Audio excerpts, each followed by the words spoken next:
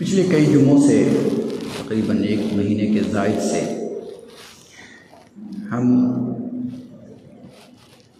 अपनी ज़िंदगी का जायज़ा ले रहे हैं कि हमें क्या करना चाहिए था, हम क्या कर रहे हैं, हमें कैसे जीना चाहिए था और कैसे जी रहे हैं, हमें किस तरीक़े से ज़िंदगी गुजारनी चाहिए थी और किस तरीक़े से गुजार रहे हैं।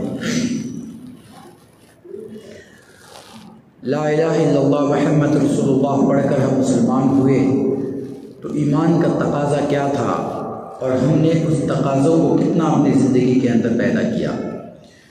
हमें चूँकि इस्लाम जो मिला है वो विरासत में मिल गया है। बाप का इंतकाल होता है, बेटा को माल अगर विरासत में मिल जाए तो उसकी वैल्यू नहीं होती है, अहमियत नहीं होती है। अहमियत उस वक्त होती है जब वो पैसा मेहनत से कमाता है। बाप की तरफ से अगर विरासत में माल आया है तो वो अनाप शनाप खर्चा करेगा ही, उड़ाएगा ही, लेकिन अगर वही अपनी मेहनत से कमाए तो उसकी अहमियत होती है। तो इस्लाम चूँकि हमें विरासत में मिल गया है, मुसलमान के घर में पैदा हुए, मुसलमान हो गए, तो हमारी नज़र में इस्लाम की कोई वैल्यू नहीं है। और ये मैं हवा की बात नहीं कह रहा हूँ, ये सच्ची बात है कि हमारे नज़र में इस्लाम की कोई वैल्यू है ही नहीं। हम सिर्फ नाम के मुसलमान हैं। हाँ, हमें गुस्सा कब चढ़ता है? जब कोई इस्लाम के किसी हुक्म पर पाबंदी लगाने की कोशिश करे तो हमें गुस्सा चढ़ता है। जब कोई मोहम्मद रसूलुल्लाह सल्लल्लाहु अलैहि वसल्लम की शान में कुछ गलत बात ज़बान से निकाले या कलम से लिखे तो हमें गुस्सा चढ़ता है।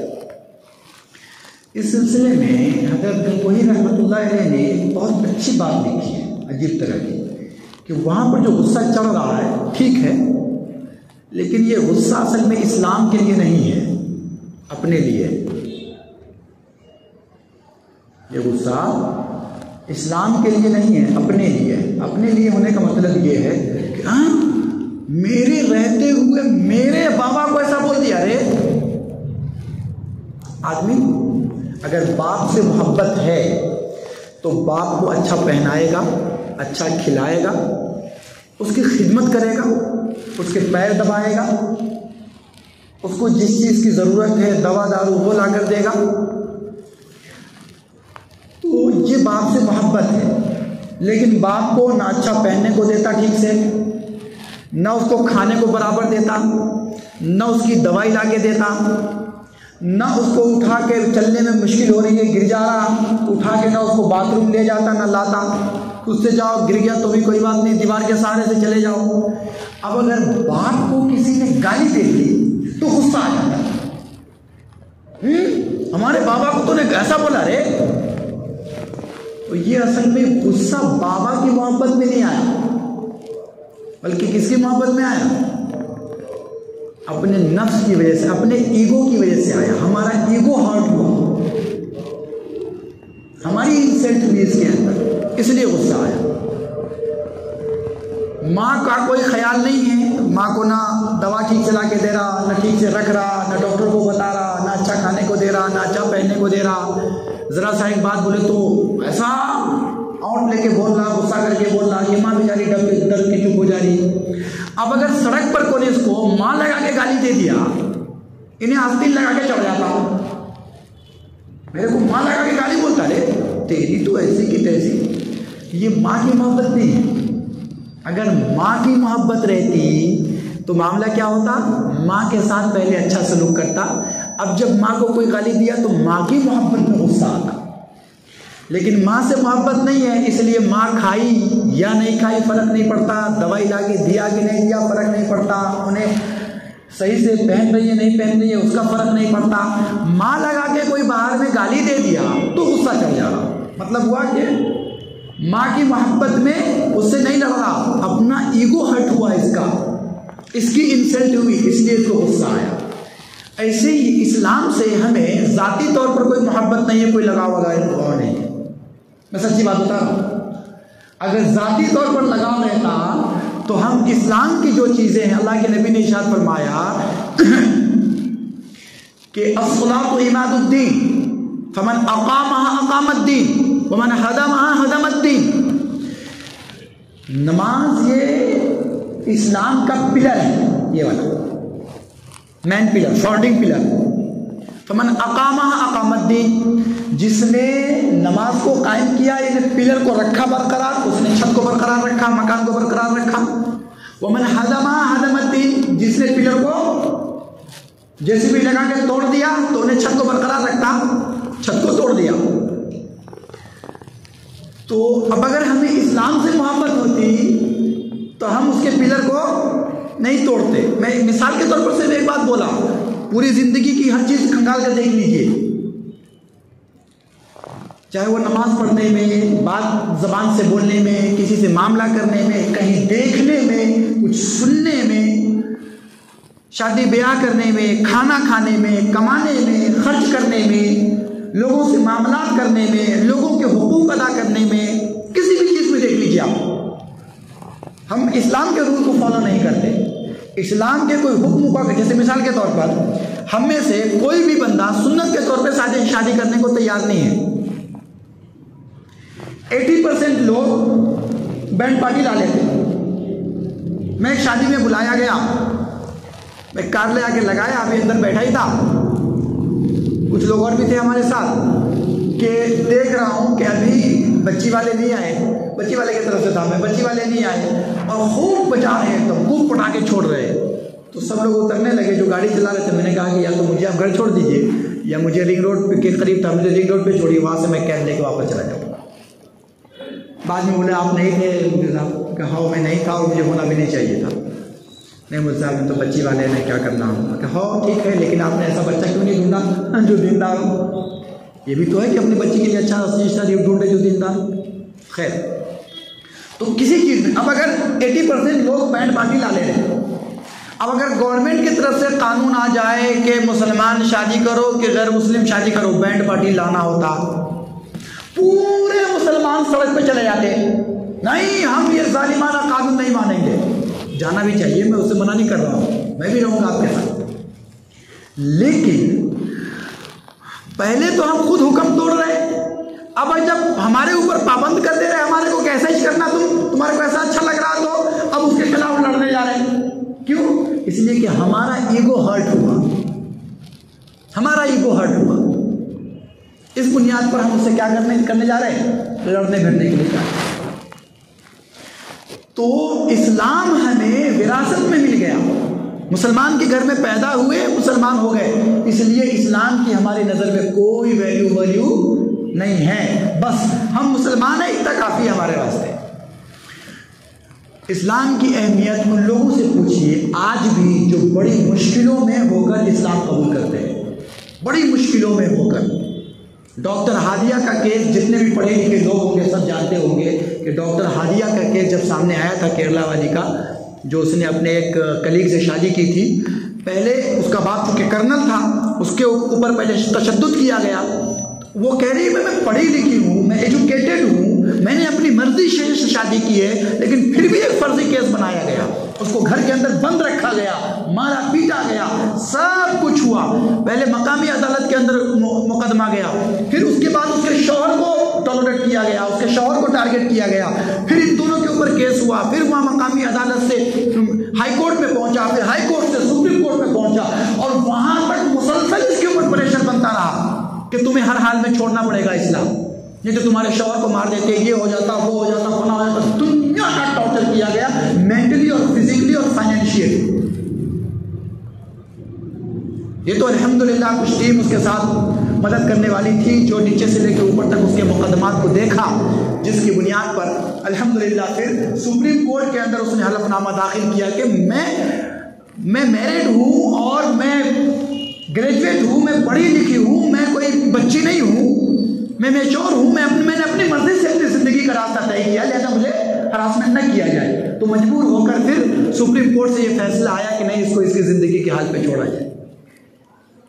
इस्लाम उससे जाकर पूछिए, जिसने इस्लाम के लिए मार खाई हो, जिसने इस्लाम के लिए परेशानी उठाई हो, जिसने इस्लाम के लिए जुल्म सहा हो, इस्लाम हासिल करने के लिए और अल्लाह के सामने इबादत करने के लिए जिसको तड़पाया गया हो, जिसको घर से बेघर किया गया हो, जिसके ऊपर इल्जामात की बारिश की गई हो, उससे पूछिए इस्लाम का मतलब, इस्लाम की वैल्यू। लेकिन हम चूंकि मुसलमान घर में पैदा हुए, बाबा मुसलमान थे, अपन बाय बर्थ मुसलमान हो गए, अपने को करने का कुछ नहीं पड़ा, इस बुनियाद पर हमारे को जर्रा फर्क नहीं पड़ता कि इस्लाम का कोई हुक्म रहे या टूट जाए, जर्रा फर्क नहीं पड़ता। इसलिए मनमानी तौर पर हम जिंदगी गुजारते रहते हैं एकदम ऐश के साथ।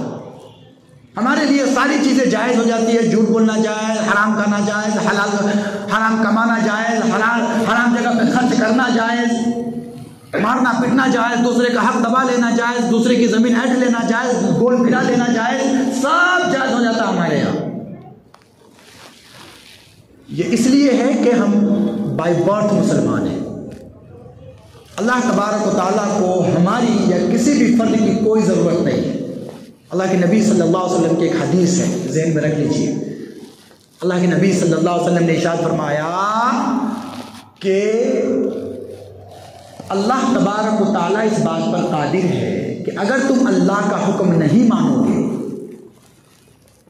कि अगर तुम अल्लाह का हुक्म नहीं मानोगे तो अल्लाह तबारक व तआला तुम्हें दुनिया से ख़त्म कर देगा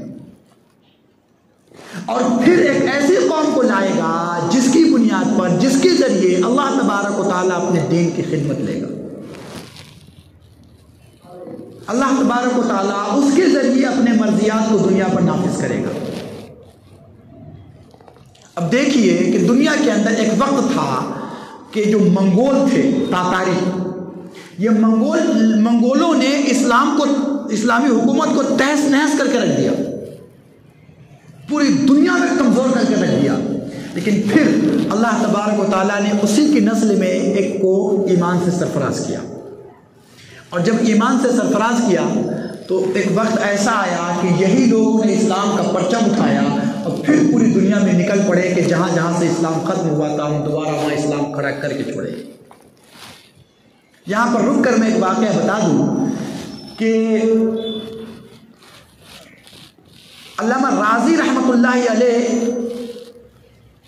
के कुछ शागिर्द वहाँ से गुजर रहे थे और वो मंगोलों का इलाका था, मंगोलों का इलाका था। ये गुजरते हुए एक जगह पे ठहर गए, पड़ाव डाल दिया। वहाँ पे पड़ाव डालने के बाद बादशाह के लोगों ने इन लोगों को पकड़ लिया, मौलवी टाइप के दिख रहे थे, तो पकड़ लिया इसको। पकड़ लेने के जाने के बाद इसको जाकर कैद किया, फिर बादशाह के सामने पेश किया और कहा कि ये हमारे एरिया में घात लगाकर बैठा हुआ था, जासूस हो सकता है। बादशाह ने पूछा कि तुम लोग कहाँ के हो? तो इन्होंने कहा कि हम ईरान के हैं। ईरान उस वक्त मुस्लिम कंट्री हुआ करता था। क्या आप कहाँ के हैं? कहा कि हम ईरान के हैं। तो चूंकि मुसलमानों से बड़ी नफरत थी तो उसने कहा, शहजादे ने, कि ईरानी तो कुत्ते से भी बदतर होते हैं। क्या कहा गुस्से में? कि ईरानी तो कुत्ते से भी बदतर होते हैं।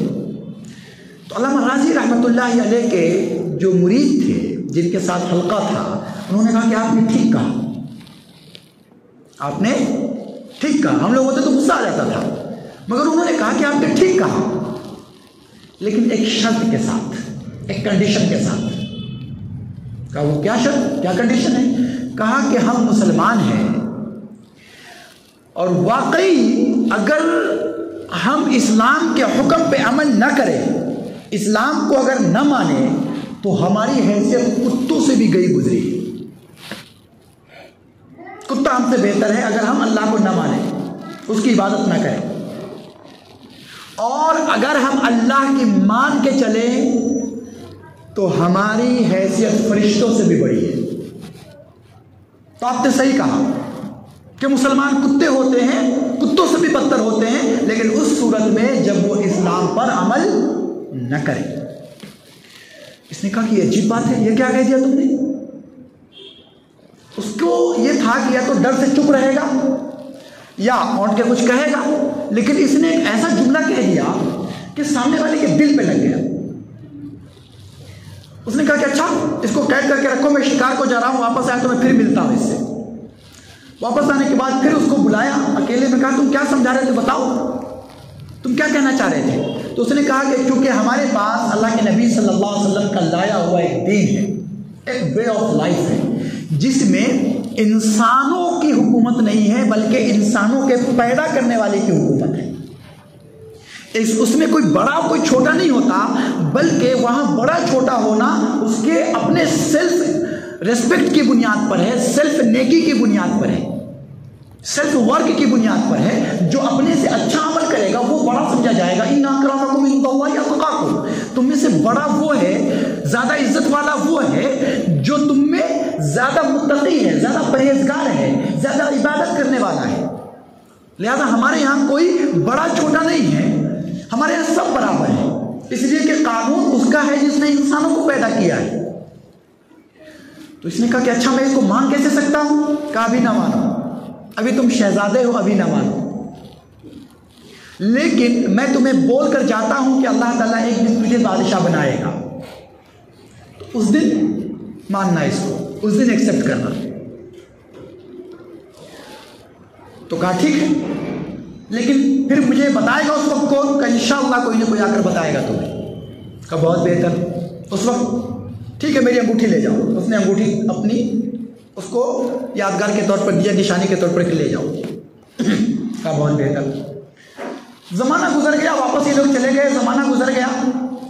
वो जो उस वक्त का मंगोल खान था जिसका ये शहजादा था, उसका इंतकाल हो गया। फिर ये आ गया कुर्सी के ऊपर, और कुर्सी के ऊपर आने के बाद बाप के रास्ते पे चल रहा था। उधर जो इमाम राजी रहमतुल्लाह ये लेके ये थे, शागिर्द थे, जो मुरीद थे, वो खलीफा, उनका इंतकाल हो गया। उन्होंने अपने एक दूसरे शागिर्द से वसीयत कर दी कि अगर वो फला शहजादा बादशाह बन जाए तो उसके पास जाना, और जाने के बाद वो पैगाम याद दिलाना और ये अंगूठी दिखाना उसका। बहुत बेहतर।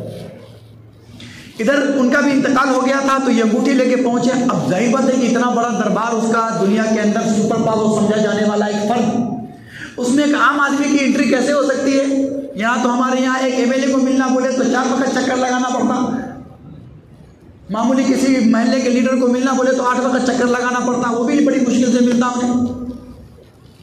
वो जो दुनिया के अंदर सुपर पावर बना बैठा हो, वो भी ऐसी हुकूमत ना हो जिसको पब्लिक के वोट की भी जरूरत हो कि इसके नहीं मिले तो इन्हें माहौल खराब करता होगा, फिर हमारा वोट कर जाता, वो मसला भी ना हो उसके पास, बल्कि पूरे सारे के सारे लोग उसके सामने गुलामों के जैसे हाजिर होते हो, तो उसको कैसी अकड़ रही होगी।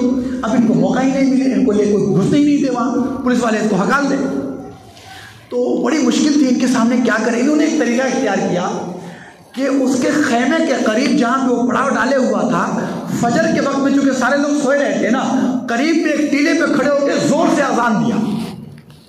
अब अजान दिए तो क्या करते, पुलिस वाले ने अरेस्ट कर लिए उसको। बादशाह की नींद खराब हुई, गुस्सा हुआ, सुबह उनका कौन था रे, बुला उसको, फिर उसको पकड़ के ले आके पेश करे। बादशाह के सामने जाने के लिए जान हथेली पे रखा गया इन्होंने, या तो उन्हें मालिश आरिश या पार जो कुछ होगा होगा, मगर इस्लाम की अहमियत चूंकि हमको बताने की जिम्मेदारी दी गई है तो मैं बता कर रहूँगा। लिहाजा उसके पास पहुंचे, कहा भाई क्या बात है? तो अंगूठी निकाल के दिखाई कि ये इसको पहचानते आप? कहा ये तो मेरी अंगूठी है, तुम्हारे पास कहाँ से आई? तो कहा कि हमारे उस्ताद ने दिया है और आपके लिए एक पैगाम दिया है। कहा बोलो क्या बात है? तो फिर इन्होंने उसको इस्लाम की तबलीग की और वो इस्लाम कबूल कर लिया। तो वहाँ से गोया के जो खान का एक सिलसिला है मंगोल खानों का, चंगेज़ खान का, तो वहाँ से उन लोगों ने इस्लाम कबूल किया और अल्हम्दुलिल्लाह फिर दुनिया के उन बहुत सारे गोशों में जहाँ इस्लाम नहीं था, इस्लाम का परचम लेकर ये लोग खुद पहुँचे। तो अल्लाह के नबी सल्लल्लाहु अलैहि वसल्लम ने फरमाया, और फिर कुरान करीम की आयत का मफ़हूम भी यही है कि अगर तुम अल्लाह तबारक व तआला की बात नहीं मानोगे, अल्लाह के अहकाम पर अमल नहीं करोगे, तो यस्तब्दिल कौमन, अल्लाह तबारक व तआला तुम्हें बदल कर एक ऐसी कौम पैदा करेगा जो कौम अल्लाह ताला के हुक्म पर अमल करेगी और जो कौम अल्लाह तबारक व तआला के दीन की खिदमत करेगी। तो हम चूँकि बाय बर्थ मुसलमान हैं, तो हमारी नज़र में इस्लाम की कोई वैल्यू वगैरह नहीं है। इस बुनियाद पर हम जैसा चाहते हैं वैसा ज़िंदगी गुजार रहे होते हैं। हर जुम्मे को मैं बोलता हूँ कि भाई वादा कौलो करार भी लेता हूँ, वादा भी लेता हूँ कि 5 वक्त नमाज पढ़ेंगे, अल्हम्दुलिल्लाह पढ़ेंगे, अंदर है कि पढ़ोगा थोड़ी। हर जुमा हाथ उठाएंगे, वो कहता हूँ मेरी तरफ नहीं, अल्लाह ताला की तरफ हाथ। हाँ भाई अल्लाह ताला तो हाथ भी देख रहा, मेरे दिल भी को भी देख रहा। हाथ में है कि हाँ मैं पढ़ूंगा आपके सामने, दिल में मैं नहीं पढ़ूंगा, तो अल्लाह ताला के सामने तो पहले ही बोल रहा मैं नहीं पढ़ूंगा। तो हमारी नज़र में इस्लाम की कोई वैल्यू नहीं है। ऐसे इस्लाम की अल्लाह तबारक व तआला अगर कह दे कि हमें ज़रूरत नहीं है तो हम कुछ नहीं कर सकते। इसलिए अल्लाह तबारक व तआला ने हमें जो ईमान से नवाजा है, इस नवाजिश को अल्लाह तबारक व तआला का एहसान समझिए। बंदे के ऊपर अल्लाह ताला के जितने एहसानात हो सकते हैं, उन सारे एहसानों में, जितने भी एहसान हो सकते हैं, उन सारे एहसानों में सबसे बड़ा एहसान ये है कि अल्लाह ने ईमान से नवाजा है। अगर अल्लाह तबारक व तआला हमें ईमान से न नवाजता तो आज हम किसी मंदिर में घंटी बजा रहे होते, किसी चर्च में जाकर जेजस को सलाम कर रहे होते, या किसी बुद्ध के पास जाकर अपने भिक्षु के सामने ज़मीन पर लेट रहे होते और हमारे जिस्म पर पैर रख के वो आगे बढ़ रहा होता। मगर इस्लाम ने आपको इज्जत से नवाजा कि किसी के सामने झुकना नहीं है, किसी के सामने छोटा नहीं होना है, किसी के सामने सर नहीं झुकाना है। ये एक सजदा है, सिर्फ एक सजदा जो अल्लाह के सामने किया जाता है। एक अल्लाह का सजदा आपको करोड़ों सजदों से महफूज कर लेता है। आप देखिए कि दूसरी कौमें हैं अल्लाह को नहीं मानती, पेड़ मिला उसके सामने ऐसा, दरिया मिला उसके सामने ऐसा, सूरज सुबह को तुलू हुआ उसके सामने ऐसा, पत्थर देखा उसके सामने ऐसा, सांप देखा उसके सामने ऐसा, कुछ और ताकतवर चीज जिसकी लोहा नजर आया तो कहा ये विश्वकर्मा है। सबके सामने हाथ जोड़ती हुई वो कौम नजर आती है। लेकिन अल्लाह तबारक व तआला ने इतनी जगहों पर जलील होने से आपको बचा लिया, और आप एक अल्लाह के सामने झुकने से इतना भागते हैं, एक अल्लाह की इबादत करने से इतना भागते हैं। सुने कि हम में से हर आदमी वो है जिसकी एक जिंदगी गुजर चुकी। एक जिंदगी गुजर चुकी का मतलब ये है कि 20 साल किसी का गुजर गया, किसी का 18 गुजर गया, किसी के 17 गुजर गए, किसी के 30 गुजर गए, किसी के 40 गुजर गए। आप चाहिए या ना चाहिए बकिया जिंदगी गुजर जाए। असल में शुरू में जो कुरान करीम की मैंने आयत पढ़ी थी, मैंने सोचा था कि ज़िंदगी के बेसबाती पे बात करूंगा कि ज़िंदगी की कोई वैल्यू नहीं है, लेकिन चूंकि बात एक तरफ निकली तो बात आगे चली गई। तो हमें से हर आदमी की एक ज़िंदगी गुजर चुकी है। ज़िंदगी की कोई ऐसी वैल्यू नहीं है कि गारंटी हो आपके पास कि हम आप इस ज़िंदगी से कुछ ना कुछ करेंगे ही करेंगे। नहीं, हर आदमी को चाहिए कि वो ज़िंदगी गुजारते हुए जहां हमेशा ज़िंदगी गुजारना है वहां के लिए कोशिश करें। आप घर इसलिए बनाते हैं कि आप अच्छी तरह से रहना चाहते हैं। आप कमाते हैं इसलिए कि आप अच्छे से रहना चाहते हैं। आप दूसरे कारोबार इसलिए करते हैं कि आप अच्छे से ज़िंदगी गुजारना चाहते हैं। बहलूल दाना का नाम सुना होगा आपने, बहुत बड़े अल्लाह वाले मजजूब थे हारून रशीद के ज़माने में। तो हारून रशीद कभी कभी उनसे मजाक कर लिया करता था, मजाक कर लिया करता था। तो एक मरतबा हारून रशीद के पास कभी कभी ये चले जाया करते थे ऐसे ही टहलते हुए, तो चले गए तो कहा कि बहलूल एक बात बताऊं? कहा बताओ। अच्छा, बहलूल के बारे में बता दो कि बहलूल दाना वही आदमी है जिन्होंने दुनिया में जन्नत बेची थी। बहुत सारे लोगों के ज़हन में याद आया होगा कि दुनिया में वो इकलौते बुजुर्ग हैं जिन्होंने कुछ सिक्कों के बदले में जन्नत बेची थी। यानी हारून रशीद और उसकी जो मलका है, मलका जुबैदा, ये दोनों एक मरतबा जा रहे थे काफिले से कहीं, और एक दरिया के किनारे बहलूल दाना हाथ में एक छोटी सी कंकरी लिए, और दरिया के किनारे बालू पड़े रहते हैं ना, रेत, तो उसके ऊपर ऐसे घर बनाए, जैसे बच्चे कैसे घर बनाते हैं लकीर खींच खींच कर, इन्होंने घर बना रखा था। तो हारून रशीद ने पूछा कि क्या कर रहे हो बहलूल? तो कहा जन्नत बना रहा हूँ। कहा बेचोगे? कहाँ बेचेंगे? कहा कितने में? कहा इतना दिरहम। अरे पिट्टी इतनी दिरहम बता रहे हो? ऐसे ही मजाक करते ही आगे चले गए। पीछे से उसकी बीवी जुबैदा का गुजर हुआ, उन्होंने भी देखा, क्योंकि जानते थे कि ये मजजूब बुजुर्ग हैं। तो पूछा कि क्या कर रहे हैं आप? तो कहा कि मैं जन्नत बेच रहा हूँ। तो कहा कि आप बेचेंगे? कहाँ बेचूंगा? क्या कितने में? कहा इतना दिरहम। तो उन्होंने फ़ौरन उतना दिरहम निकाला, उसके हवाले कर दिया। तो एक घर पर उसका नाम लिख दिया जुबैदा। कहा चलो तुमको रजिस्ट्री कर दिया। रात में जब ये हारून रशीद सोया तो उसने ख्वाब में देखा कि एक आलीशान महल है और चारों तरफ हश्म ख़दम गुलाम और नौकर चाकर हैं और ऐसा महल है कि मेरा महल इसके सामने कुछ भी नहीं। और ये देख रहा है कि उस पर लिखा हुआ है जुबैदा। ये जाना चाहता है तो इसको रोक देते हैं लोग, सिक्योरिटी वाले, नहीं आप नहीं जा सकते। अरे मेरे बीवी का महल का, बीवी का महल है, आप खुद नहीं जा सकते। बीवी के साथ जाए एक अलग बात है, आप नहीं जा सकते। सुबह में उठा, जुबैदा के पास गया कि मैंने ऐसा ऐसा देखा है। कहा ओ मेरे साथ एक वाक़या हुआ, मैं आते आते मैंने देखा कि बहलूल दाना ऐसे कुछ बनाया हुआ था और वो मैंने पूछा क्या है, कहा जन्नत है। कहा बेचोगे? कहा हाँ बेचेंगे। तो मैंने ऐसा ऐसा किया, उसने कहा कि ठीक है तुम्हें रजिस्ट्री कर देता हूँ। कहीं तो मैंने भी पूछा था मगर मैंने खरीदा नहीं। पलट के आया तो वो दरिया के किनारे ही बैठे थे। कहा क्या है? तो कहा जन्नत है। कहा बेचोगे? कहाँ बेचूंगा। कहा कितने में? तो कहा तुम्हारी जैसी 7 सल्तनतें लाओ, तुम्हारी जैसी सल्तनत तुम्हारी है। हालांकि उसकी सल्तनत में सूरज नहीं डूबता था।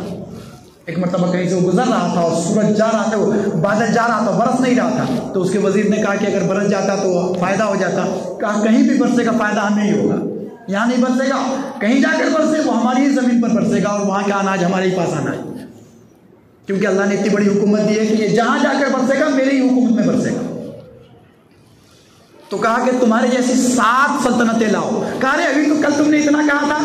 कहा कल कहा था उस वक्त जब तुम्हें इसकी कीमत मालूम नहीं थी, अब तुम इसकी कीमत देख कर आ रहे हो, इसलिए अब तुम्हारी 7 सल्तनतें होंगी।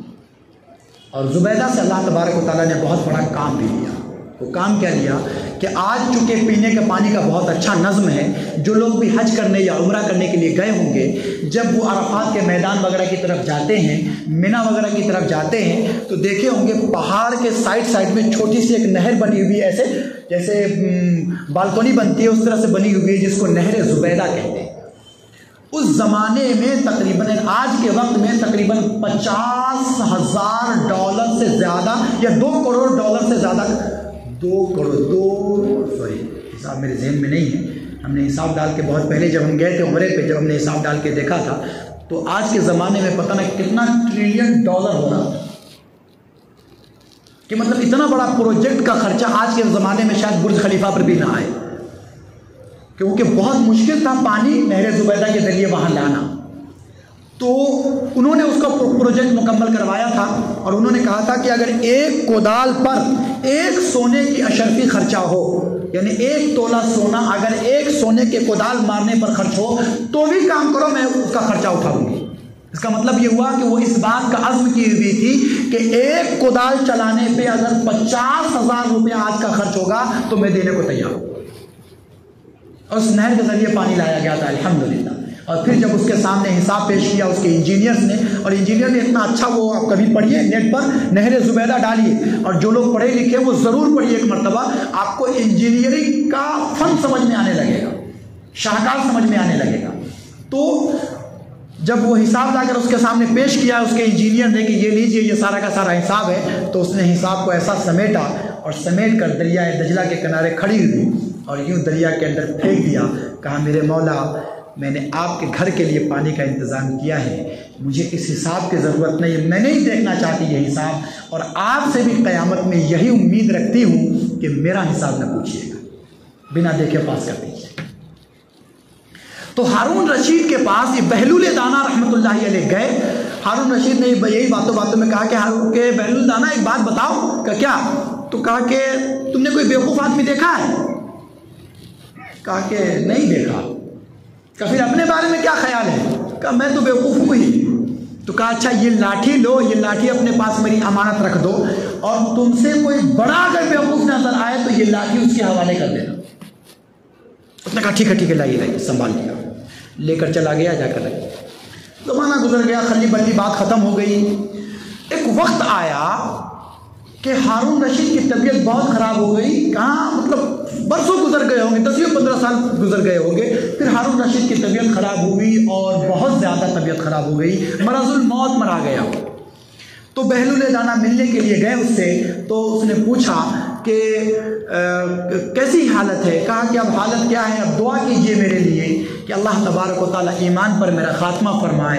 तो कहा अच्छा कहाँ जाने का इरादा है, ऐसा कह रहे हैं? कहा कि सफ़र आखरत दरपेश है, अब सफ़र आखरत पर रवाना होने वाला हूँ। तो कहा बादशाह सलामत, आप जब कहीं पर दूसरे शहर या दूसरे मुल्क जाते हैं तो आप क्या करते हैं? पहले फ़ौज भेजते हैं, पीछे से सामान भेजते हैं, फिर उसके पीछे आपका काफिला होता है और उस काफिले के साथ साथ बहुत सारे खादिम होते हैं आपके पास, खाने का अनाज होता है और घोड़े और हथियार होते हैं दुश्मनों से हिफाजत के लिए भी। बारिश आ जाए तो उसके लिए आप जो है टेंट वेंट और खेमे वगैरह साथ लेकर चलते हैं। आप जो जिस सफ़र पे जा रहे हैं वहाँ से कब वापस आइएगा? तो कहा बहलूल मैं तो तुम्हें अक्लमंद समझता था, मगर तुम तो वाकई बहुत बड़े बेवकूफ़ हो, उस सफ़र से कौन वापस आता है? तो कहा अब ये बताएं कि जिस सफ़र से आपको जाकर वापस आना होता था, वहाँ जाने से पहले इतना सारा इंतज़ाम करते थे, फौज जा रही है, सामान जा रहा है, खैमा जा रहा है, खाने का सामान जा रहा है, पकाने के भगोने जा रहे हैं, खिदमत करने के खिदमतगार जा रहे हैं, साथ में रुपया पैसा चल रहा है, हालांकि वहाँ जाकर वापस आना है। लेकिन जिस सफ़र से आपको कभी वापस नहीं जाना, वापस नहीं आना, वहाँ के लिए आपने क्या भेजा है? गुलाम भेजा आपने, वहाँ खैमे भेजे, वहाँ दूसरी चीज़ें, रात का सामान भेजा? तो कहा कि वहाँ के लिए तो कुछ भी नहीं भेजा। तो कहा ठहरिए अभी आ रहा हूँ, आपकी एक अमानत मेरे पास रखी हुई है। ये वापस घर गया, वो लाठी वापस लेकर आया, कहा मैं तो आपको अक्लमंद समझता था, मगर आज मालूम हुआ कि मुझसे भी बड़े बेवकूफ़ आप ही हैं, ये लीजिए। असल में मेरा मकसद ये वाक़या सुनाना नहीं है, मैं ज़्यादा वाक़या सुनाने को तरजीह नहीं देता हूँ, लेकिन बताने का मकसद ये है कि हमें जो मेहनतें हमें करनी है दुनिया के अंदर, वो दो महाजों पे करनी है, दो मोड़ पे करना है, दो मोर्चे पे करना है। एक मेहनत कहाँ करनी है? दुनिया में अच्छा जीने के लिए, कि हम अल्हम्दुलिल्लाह अच्छा पहन सके, अच्छा खा सके, हमारे बीवी बच्चे अच्छा से ज़िंदगी गुजार सके, किसी के सामने हाथ फैलाने की ज़रूरत ना पड़े, कभी ज़रूरत पड़े तो हमें दूसरे का मोहताज ना होना पड़े, कभी बीमार हो, कोई और सूरत हाल पेश आ जाए तो हमें किसी दूसरे के सामने रुस्वा ना होना पड़े। अल्लाह से दुआ भी करें कि अल्लाह भी किसी के सामने रुस्वा ना फरमा।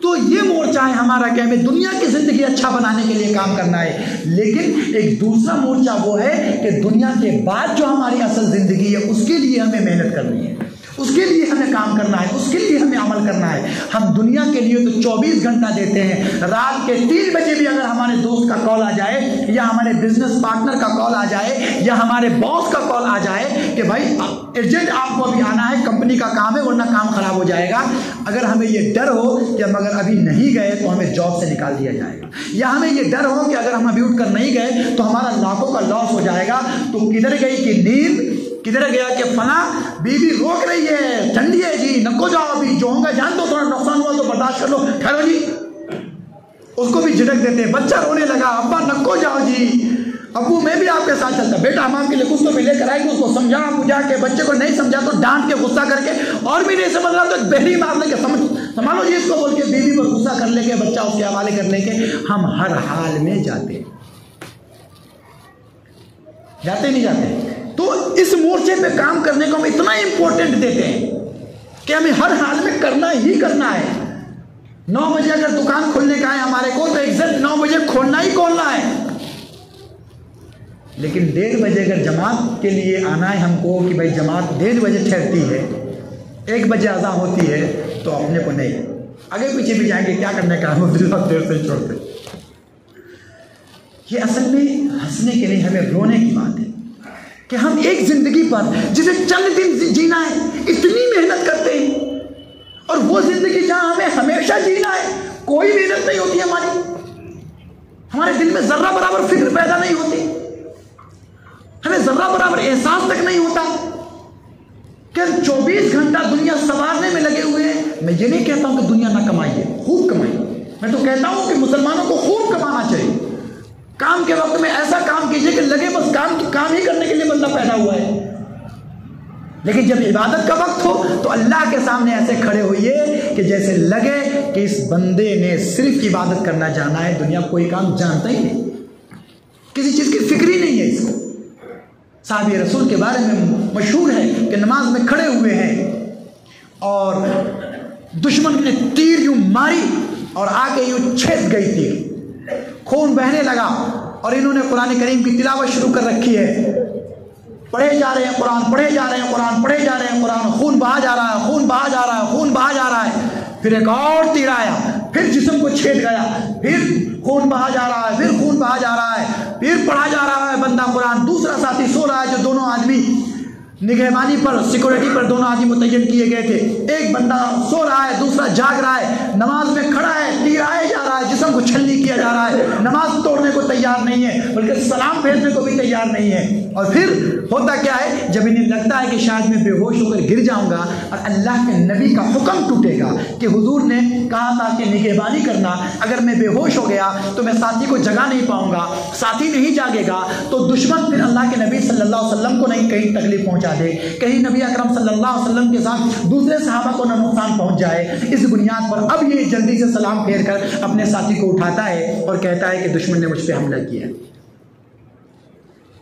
तो जिस वक्त बंदा अल्लाह के सामने खड़ा हो जाए, ऐसा महसूस होना चाहिए कि दुनिया का कोई काम जानता ही नहीं है, सिर्फ इबादत के लिए पैदा हुआ है। आप जिस वक्त काम कर रहे हो खूब काम कीजिए, ऐसा काम कीजिए कि लगे दुनिया वाला देखे कहे कि भाई काम के लिए पैदा हुआ है, दूसरा कुछ जानते ही नहीं। लेकिन हम इस पर तो अमल करते हैं कि काम इतने धुन से करते हैं कि ऐसा लगता है कि हम भी जानते हैं कि काम ही के लिए पैदा हुए हैं। लेकिन हमें अल्लाह के घर को आते हुए पैर हमारे मन भर के हो जाते हैं, एक एक कुंटल के हमारे पैर हो जाते हैं, उठते ही नहीं है। एक आदमी ज़बरदस्ती अगर पकड़ के कहे चलो जी मस्जिद, चलो जी मस्जिद, तब भी हमारे कदम उठने को तैयार है, चलो जी मैं आता हूँ, तुम चलो, चलो जी मैं समझो नापाक हूँ मैं आता हूँ। अब ऐसा जुमला बोल देते हैं कि बेचारा मजबूर होकर छोड़ो। मैं ये नहीं कहता हूँ कि आप काम न करें, खूब काम कीजिए, खूब पैसे कमाइए, खूब मेहनत कीजिए, आलीशान बिल्डिंग में रहिए, आलीशान गाड़ी इस्तेमाल कीजिए, आला से आला फ़ोन इस्तेमाल कीजिए, आला से आला कपड़ा पहनिए, आला से आला चप्पल पहनिए, आला से आला खाइए। आपके पास माल होगा तो आप अच्छा जी सकेंगे। अल्लाह के नबी सल्लल्लाहु अलैहि वसल्लम की हदीस है, एक सहाबी मस्जिद नबवी में तशरीफ लाए, अल्लाह के नबी बैठे हुए थे, उनके बाल बिखरे हुए थे, कपड़े गंदे हैं, दाढ़ियाँ इधर फैली हुई है। अल्लाह के नबी ने पूछा, अल्लाह का माल, क्या तेरे पास माल है? कहा अल्लाह के नबी है। कहा मिन अय्यिल माल, का कौन सा माल है? कहा मिनल बक़री वल गनमी वल खैल वर रक़ीक़। अल्लाह के नबी हमारे पास सब कुछ है, आज के ज़माने में जो कुछ भी चाहिए था सब कुछ है, गुलाम है, घोड़ा है, ऊँट है, बकरियाँ हैं, सारी चीज़ें हैं। तो अल्लाह के नबी ने फरमाया इन्नल्लाह युहिब्बु अन युरा असरु निअमतिही अला अब्दी। अल्लाह तबारक व तआला इस बात को पसंद करता है कि अल्लाह ने जो नेमतें बंदे को दी है उसको बैंकों में ना रखे, बल्कि उसे इस्तेमाल करे। उसका असर बंदे पर नजर आना चाहिए कि वो अच्छा पहन रहा है, अच्छा खा रहा है। मैं जब पढ़ रहा था दारुल उलूम देवबंद में, तो हमारे एक उस्ताद हैं, अल्लाह तबारक व तआला उनके इल्म को दराज फरमाए, हमने हदीस पढ़ी है, सीरत नबी सल्लल्लाहु अलैहि वसल्लम उनसे पढ़ी है, हुजूर अकरम सल्लल्लाहु अलैहि वसल्लम का जो जिस्म मुबारक है, हुलिया मुबारक, वो हमने उनसे पढ़ा है। तो मौलाना खालिद मदरासी साहब दारुल उलूम देवबंद के नाइब मुहतमिम भी है, आप लोगों में से बहुत सारे लोग जानते होंगे। तो वो अल्हम्दुलिल्लाह हमेशा अच्छा पहन कर रहे थे, जब देखें आप कड़क पहने हुए रहते। तो हम लोगों ने क्लास के अंदर साथियों ने पर्चा लिखकर पूछा कि हजरत सादगी तो ईमान का हिस्सा है, तो आप हमेशा कड़क मार के रहते हैं, क्या बात है, सादगी से रहिए ना। तो उन्होंने जो जवाब दिया मेरे दिल को लगा। उन्होंने कहा कि बिल्कुल सही कहा आपने कि सादगी भी ईमान का हिस्सा है। सादगी ही ईमान का हिस्सा है ऐसा नहीं है, सादगी भी ईमान का हिस्सा है। लेकिन मैं इतना अच्छा इसलिए पहन कर रहता हूँ कि अगर मैं फटे पुराने पहन कर रहूँ तो कोई ज़रूरतमंद मुझे देख कर आकर कहेगा कि मेरी बच्ची की शादी है, कुछ मदद कर दीजिए। अगर मैं फटा पुराना पहन के हूँ तो कोई कहेगा, सोचेगा ये तो मुझसे ज़्यादा मोहताज यही है, मैं इससे पूछूंगा, बोलूँगा, तुम वो बोलेगा कि तुम्हें जितना मिले ना उसको तो थोड़ी मेरी भी मदद कर दे। मैं टूटी चप्पल पहन कर रहूँगा तो कोई ज़रूरतमंद अपनी ज़रूरत मुझसे कहेगा नहीं कहेगा। लेकिन अगर मैं अच्छा पहने हुआ हूँ तो मैं इस नियत से पहने हुआ हूँ कि अल्लाह ने नेमत दी है, उसका इजहार मेरे ऊपर हो रहा है, तकब्बुर के लिए नहीं बल्कि अल्लाह के नेमत के इजहार के लिए। और दूसरी मेरी नीयत यह है कि मैं अच्छा पहन कर रहता हूँ तो जो ज़रूरतमंद तालिब इल्म हो या ज़रूरतमंद कोई आदमी हो, जब हमें देखता है तो वो मुझसे अपनी ज़रूरत कह सकता है, उसे लगता है कि मैं उसकी ज़रूरत पूरी कर दूँगा। तो अगर वो मुझे कहता है तो मैं कोशिश करता हूँ कि अपने इख्तियार के हिसाब से उसकी ज़रूरत पूरी कर दूँ। तो मुझे दो सवाब मिलता है, एक सवाब इसका मिलता है कि मैं अल्लाह की इस नेमत का इस्तेमाल करता हूँ, उसका शुक्रिया अदा करता हूँ, और दूसरे जो मेरी नीयत ये है कि इसकी वजह से लोग जो ज़रूरतमंद हो अपनी ज़रूरत मेरे सामने रखे और मैं उसकी ज़रूरत को पूरी कर दूँ, तो ये दूसरी नीयत का सवाब भी मुझे मिलता है। तो मैं तो कहता हूँ अहले ईमान से खूब कमाइए, खूब अच्छा पहनिए, खूब अच्छा खाइए। इससे इस्लाम ने बिल्कुल नहीं रोका ही नहीं। इमाम अबू हनीफा रहमतुल्लाह अलैह बहुत बड़े ताजिर थे और उनका जो ड्रेस उस वक्त हुआ करता था वो बड़ा कीमती हुआ करता था, लिबास फाखरा पहना करते थे। तो आप खूब अच्छा पहनिए, खूब अच्छा खाइए, खूब मेहनत कीजिए, खूब कमाइए। मैं दुआ करता हूं कि अल्लाह तबारक व तआला तमाम मुसलमानों के कारोबार में, आमदनी में खूब बरकत अता फरमाए। लेकिन उन तमाम चीज़ों के बावजूद जिस वक्त हो जाए अल्लाह की इबादत का, जब बात आ जाए अल्लाह के सामने अपने बंदगी के इजहार का, तो सब दुनिया के सारे कामों को स्टॉप कीजिए, आइए अल्लाह की तरफ, पलटिए अल्लाह की तरफ, आइए यहां और आकर कहिए कि मेरे मौला, आपने हमारे साथ बेसिक ज़रूरतें रखी हैं, बुनियादी ज़रूरतें रखी है, इसलिए मैं वहाँ हूँ, दुकानों पे हूँ, इसलिए मैं फैक्ट्री में हूँ, इसलिए मैं अपनी कंपनी में हूँ। अल्लाह अगर वो ज़रूरत ना होती तो मुझे वहाँ जाने की ज़रूरत ना होती, आपने जिम्मेदारियाँ मेरे जिम्मे ना लगाई होती तो मैं वहाँ ना गया होता। मैं आपके सामने आपका बंदा हूँ, हाजिर हूँ। राबिया मसलिया के बारे में आता है कि वो दूसरे की गुलाम थी, खादमा थी और बांदी थी। वो जब दिन का वक्त गुजर जाता था और रात में उनका आका सो जाता था, तब ये कपड़े पहनती थी, बनाव श्रृंगार करती थी, मुसल्ला बिछाती थी, आकर ठहर जाती थी, कहती थी मेरे मौला दिन में तो मुझे आका की खिदमत करनी पड़ती है, दिन में मैं दूसरे के गुलाम हूँ, बांदी हूँ, ये आपका हुक्म है, उससे उसकी खिदमत करना मेरी मजबूरी है। मेरे मौला अब देखिए कि आपकी नेमत पहन कर मैं अच्छी लग रही हूँ, एक बार कहिए कि मैं अच्छी हूँ, मैं आपके सामने हाजिर हूँ मेरे मौला, अब मैं आपकी हूँ, आपके सामने इबादत करने के लिए हाजिर हूँ मेरे मौला। मैं कहती हूँ कि मैं आपके सामने बन सवर कर आई हूँ, आप एक बार कह दीजिए कि मेरी बंदी वाकई अच्छी, मैं अच्छी बनने की कोशिश करती हूँ आपके सामने।